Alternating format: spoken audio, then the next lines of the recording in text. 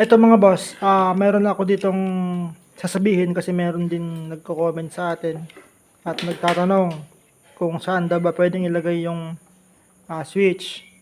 Ngayon, sa akin naman mga bossing, kung tatanungin mo lang ako kung saan ko pwede talaga ilagay yung switch, doon tayo maglalagay mga boss ng switch sa may positive.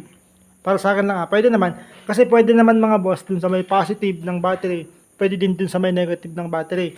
So papakita ko na lang dito na kahit magkabaliktad yung switch, kahit ilagay mo sa kaliwa, ilagay mo sa kanan, okay lang.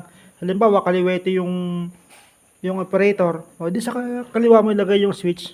Kung kanan naman siya, o di sa kanan mo ilagay.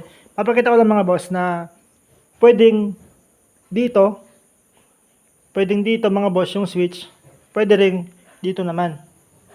At pwede rin magkabaliktad mga boss. Mamaya, testingin natin. So, testingin natin dito, mga bossing, ang switch dito sa bandang kanan. So, ito siya. Ayan o. Oh. Halimbawa naman, dito naman yung switch. Doon naman yung switch. O, dito mo rin siya. I-connect mo na to. Fix mo na to mga boss.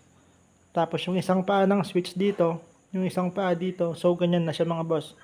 Pwede din. Ngayon, sa mga nagtatanong kung pwede bang yung dating positive gawin mong negative, pwede rin naman boss. Kaya nito, tanggalin natin. So ito yung positive, ito yung negative, balik na rin natin mga boss. Ito na yung negative, ito na yung positive, so ilagay natin. Tapos ito yung gamitin natin.